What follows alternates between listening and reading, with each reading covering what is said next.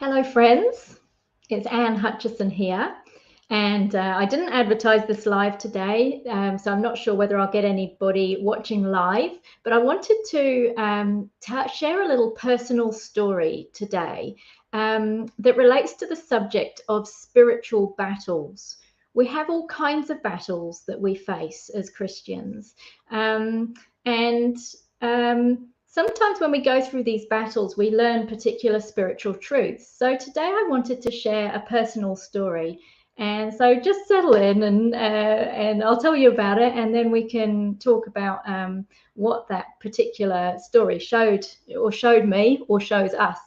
So many of you might know, because I shared it on the blog, that last year I experienced a period of illness that went on for about 9 months. I had this terrible mystery fatigue that sent me pretty much to the couch or bed all day. And I would scrape myself off the couch to go and cook dinner for my kids and husband, and then go back on the couch. And that was pretty much what my days looked like for a period of 9 months.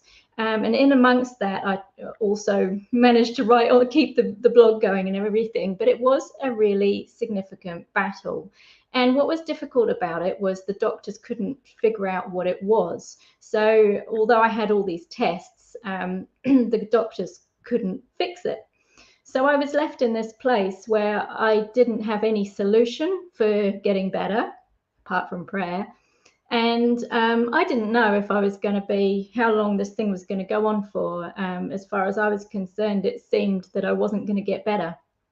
So it was a very big battle. And it was different to the battle I faced in my spiritually mismatched marriage. It was very different. Having your body attacked in that way is very, very difficult. So that went on for 9 months, and then it stopped. It was over. So I was ill for 9 months, and then it was over. After it was over, a friend of mine sent me a prophetic word saying, you have been in a battle that's been like the siege of Mafeking. Now, I didn't know what the siege of Mafeking was, but it turns out that it was a particular siege in South Africa from many decades ago that happened a long time ago, a particular siege. And that siege went on for 217 days. Well, after that friend gave me that prophetic word, it occurred to me to look up the length of time that I'd been ill from the date that it started. I remember the date it started and I wrote it down to the date it finished. And blow me down, it was 217 days that I was ill, and then the battle lifted. So that was fascinating, amazing actually.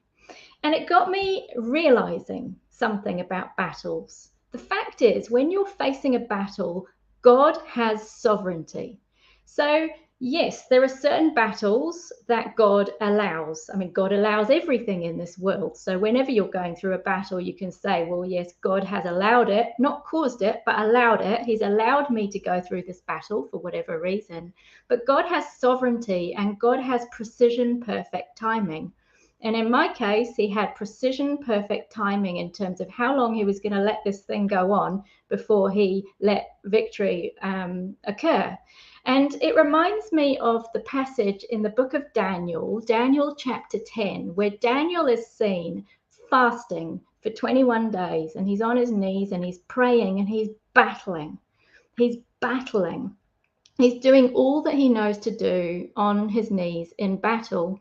And then we see he has a vision. A man appears, a man in linen clothes.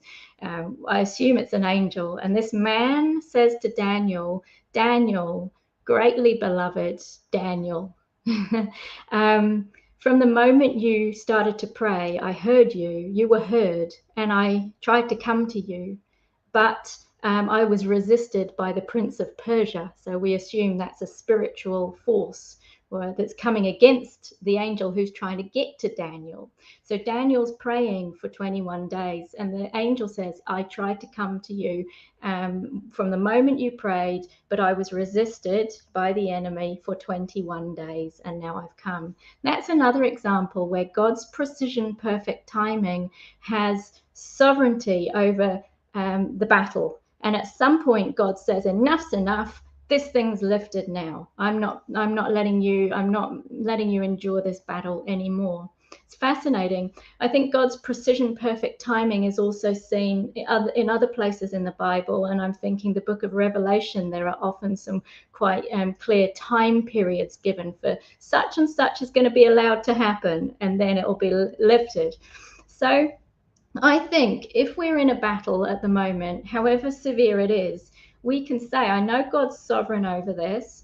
I need to do everything I know to do to fight in this battle. So, for example, when I was ill, I didn't take it lying down, even though when your body is shattered and ill, it's very difficult to fight, actually. But I did things like put worship music on and get people, like reach out to friends for prayer and I played sermons all day, especially sermons about healing. And there were all sorts of things I did on the couch in my embattled state.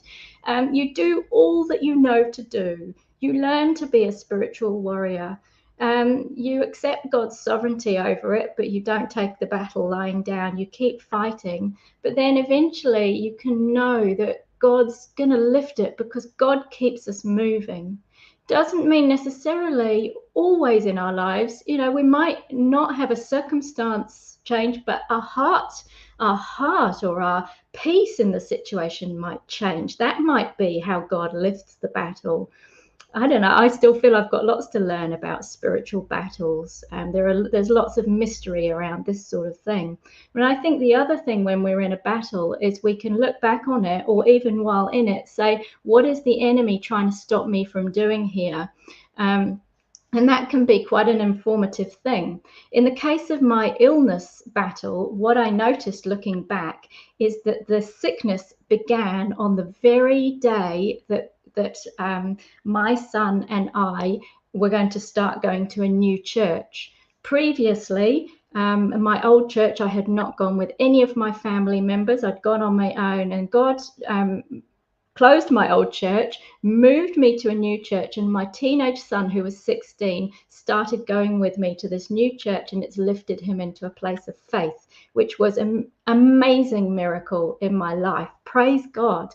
But the illness, interestingly, the illness started for me on the day that my son and I were going to go to that new church. And so the 9 months of illness involved me dragging myself to church to get my son to church. And so I believe the battle in part might have been about it might have been the enemy trying to stop me from going to that new church. And I can look back on the timing and notice that and say, well, that's what it was about. That's what that battle was about. And yet we fight from a place of victory, and we know that we are more than conquerors, thanks to Jesus. So when we have our spiritual battles, I think we can know there's purpose, there's victory, there's an end date, there's precision, perfect timing, and God is sovereign. So that's just a thought today, an interesting story. And here's to us fighting through our battles with that kind of perspective. So blessings and love to you all. We're now going to take a couple of weeks off. Let's Chat Live. Just with it being the Thanksgiving season coming up, we're going to be the team at the blog are going to take a couple of weeks off from writing, and we're going to take a couple of weeks off from these videos, and then we'll be back again early December, fighting fit. So wishing you all the best. Love you all. Bye.